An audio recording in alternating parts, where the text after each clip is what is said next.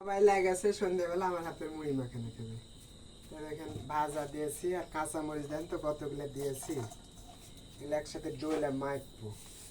আর খাঁটি সরষের তেল দিয়ে মাখলে খেতে সেই খায়। মেহমান আসবে নাকি ভাই? না, এমনিতে বাড়িতে সবাই খাবে, লাগেছে আমার হাতের মাখানো খাবে, তাই আমি মাখবো। আর অবসর সময় এটাকে আমরা সবাই মা খাই, এটা ওটা খাই। কেউ আমরা এক দিন আমরা মেখে খাই, এক দিন পিপা মেখে খাই। আজকে নিয়ত করেছে সবাই মুড়ি মেখে খাবে। আমি শুয়ে থেকে টিভি দেখছি, আমার ডেকে দেখছি যে মুড়ি মেখে দেওয়া তো খাবো। কারণ আমার হাতে জাদু আছে নাকি আল্লাহ ভালো জানে। রান্না করে দিলেও বলবে যে হেভি স্বাদ খাইতে, মাখা দি তাও বলে স্বাদ। কি দিলেন গো ভাই? কালার হেভি আসছে যে। ইয়া ধনে জিরের গুঁড়া দিয়েছি, ধনিয়া গুঁড়ের মশলা দিতে হয়।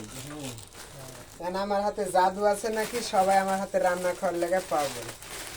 আমার ভিডিওতেও কমেন্ট করছে সবাই যে ভাই আপনার হাতে রান্না খাবো। তাহলে আমি কতজনক রান্না খাওয়াবো?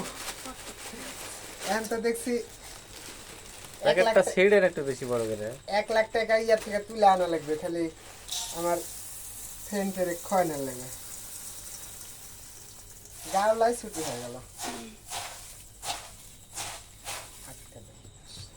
তো এই গাবলাত মাখতে লেগেছি, ছোট গাবলা। তো এই গাবলাত হবে না, তো এই বড় গাবলাত মাখবো। আর অনেক মানুষ আছে, আমরা হয়তো বা ভিডিও দেখতে পাচ্ছেন না, কিন্তু আমরা মেলা জন আছি, তা 7-8 জন। তো 1 প্যাকেট মুড়ি ধরাই মাখতে হবে। তো রাতে ভাত খাওয়া লাগবে না গো ভাই? খাবো না তো, মুড়ি খেয়ে থাকবো আজকে।